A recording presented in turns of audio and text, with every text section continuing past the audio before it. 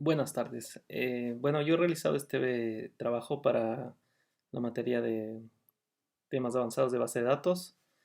Eh, Me he basado en la extensión de PostgreSQL llamada PostGIS, la cual da capacidades de trabajo con objetos espaciales a Postgres, que en este caso no tiene nativamente.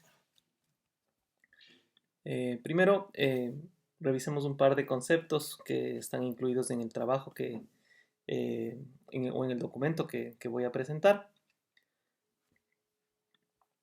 Voy a abrir el documento para que también se pueda ver. Ese es el documento que vaya adjunto. Pues, primeramente vemos que dentro de PostGIS tenemos que ver dos cosas. Hay bases de datos con capacidades nativas de temas espaciales, como por ejemplo MySQL, Oracle o SQL Server, los cuales tienen sin ninguna otra instalación fuera de la caja, ya tienen los componentes espaciales. Pero hay otras bases de datos que no las tienen, por ejemplo, en este caso PostgreSQL. Entonces yo me he puesto a estudiar el tema de esta extensión llamada PostGIS. Afortunadamente Postgres permite instalar extensiones desarrolladas por terceros y esta es una de las extensiones prácticamente de facto que se utilizan para el tema de manejo de objetos espaciales. Eh, Está disponible para todos los sistemas operativos en los que se instale PostGIS y también es bueno decir que este PostGIS fue desarrollado por este Open Source Geospatial Foundation, los cuales tienen a una comunidad de más de 30.000 desarrolladores trabajando en nuevas funcionalidades y también en corrección de errores.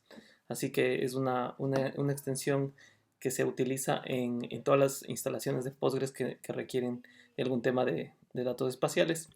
He colocado algunos términos relacionados porque durante el trabajo me di cuenta que algunos términos no son tan conocidos dentro del mundo bueno, al menos para mí no lo eran. Y GIS, por ejemplo, bueno, es un término que es ya conocido por nosotros, pero quise manifestarlo aquí. Son datos espaciales. Bueno, las siglas son eh, vamos a revisar acá. Geographic Information Systems, ¿sí? Los cuales básicamente hay algunas definiciones y en el trabajo las coloco. La investigación que hice a través de algunas fuentes, las cuales dicen muchas definiciones en la literatura, pero todas creo que coinciden en tres detalles, en que tienen que tener datos espaciales, tienen que tener algún tipo de mapa y también tiene que tener un sistema GIS, tiene que tener base de datos espacial. ¿Sí? Entonces, tal vez un sistema que tenga estos tres componentes se puede considerar como un sistema GIS.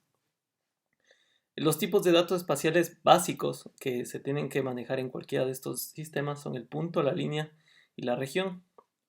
Y se pueden manejar datos complejos que básicamente son la combinación de los anteriores que pueden ser manejados como por ejemplo los polígonos en 2D, polígonos en 3D, que ya sería por ejemplo un cubo, y polígonos en n dimensiones, porque a la final ninguno de estos sistemas te restringe el número de dimensiones que puedes tener, diferente a lo que se puede presentar ya visualmente. Obviamente ya eh, una representar 4, 5, 6 dimensiones ya en un espacio de 3 dimensiones que tenemos en nuestras computadoras o en el mundo es muy difícil.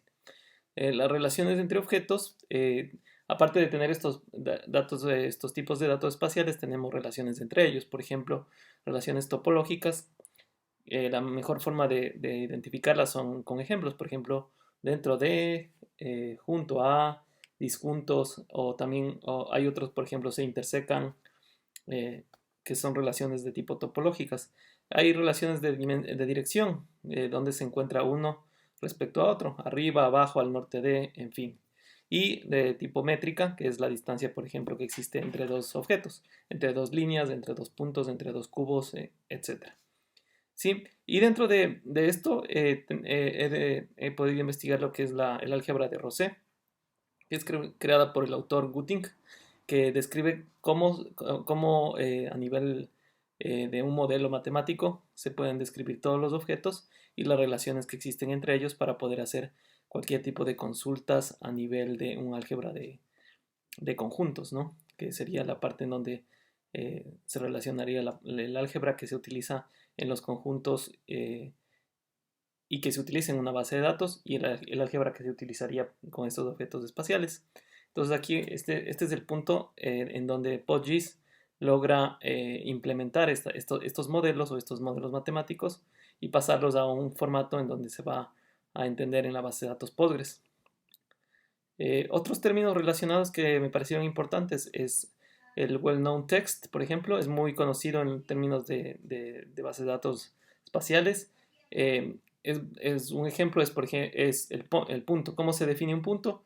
A través de un texto. El texto tiene que tener el nombre del objeto y las coordenadas del mismo. En este caso es un punto desde la coordenada 30 a 3010. Es la coordenada x30 y la coordenada y10. También se pueden hacer lo mismo para líneas, por ejemplo.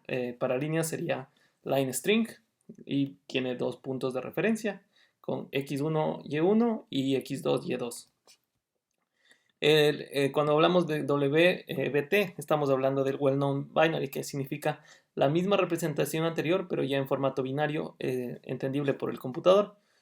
Así los almacenan las bases de datos a los objetos, más no en este formato, y eso hace que el procesamiento sea muchísimo más rápido.